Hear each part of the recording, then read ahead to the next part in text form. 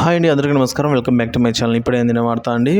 June 1వ తేదీనే టాంచనుగా పింఛన్లు మొత్తం 100% పంపిణీ చేయాలని అయితే ఆదేశాలు ఒక్క రోజులోనే. సో మరి పూర్తి వివరాలు అయితే వీడియోలో తెలుస్తున్నాము. వీడియోని ఎక్కడికైనా స్కిప్ చేయకుండా ఎండ్ వరకు చూడండి, అప్పుడు పూర్తి ఇన్ఫర్మేషన్ అర్థమవుతుంది. అలాగే వీడియోకి ఒక లైక్ చేయండి.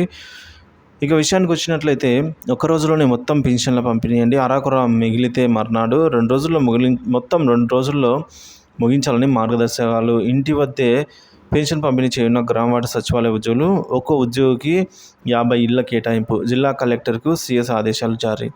ఎన్టీఆర్ భరోసా పెన్షన్ పథకం కింద అమలులో భాగంగా నూతన ప్రభుత్వం పెంచి సామాజిక భద్రత పెన్షన్ జూలై 1 నుంచి లబ్ధిదారుల ఇంటి వద్దే పంపిణీ చేస్తున్నట్లు తెలియజేసింది. సో ఈ మేరకు నీరబ్ కుమార్ సిఎస్ గారు అయితే కలెక్టర్లకు ఆదేశాలు జారీ చేశారండి. రాష్ట్ర వ్యాప్తంగా ఉన్న 65,18,496 మంది పెన్షన్దారులందరికీ కూడా పెన్షన్ ఒక్క రోజులోనే గ్రామవార్డు సచివాలయ ఉద్యోగులతో పంపిణీ చేయించాలని అయితే ఆయన తెలియజేయడం జరిగింది ఫ్రెండ్స్.